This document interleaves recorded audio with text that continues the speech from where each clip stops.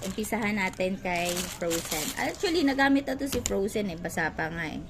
So, ang gagawin natin dito, ayan oh, basa pa. Nagamit na to siya. So, ang gagawin natin dito, yan. I-open mo lang to. Yan. Open mo lang yan. Tapos, lalagyan natin siya ng water. Ito na ang water. Ayan. Lalagyan mo siya ng water. Uy, napadami ko. Pero okay lang yan. So, pag nilagyan mo na siyang water, yan. Saraan mo na. Syempre. Tapos, isatasay mo na natin. Pakita ko sa inyo yung Frozen. Okay? Yan. Oh my God. Ito. Sobrang gamit na to. Ilang days na tong ginamit. So, pakita ko lang sa inyo kung paano. Yan. Sobrang ninarag lang to. Pero, pakita ko sa inyo kung ano yung magiging result niya. See? Ganyan lang siya. Hindi mo kailangan ng ang tawag dito, another, yung mga pang crayon, mga ganon, hindi mo kailangan. So, water lang kailangan mo. Ayan.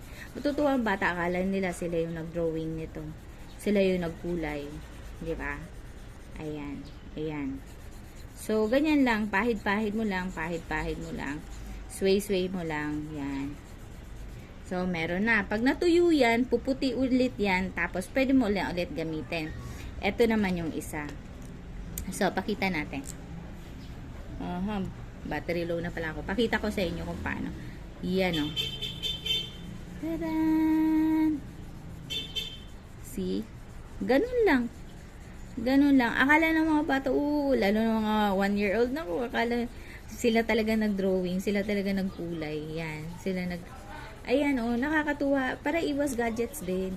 So, ganun siya. Mabilis mo lang siyang ilalagay, ganyan, sway mo lang.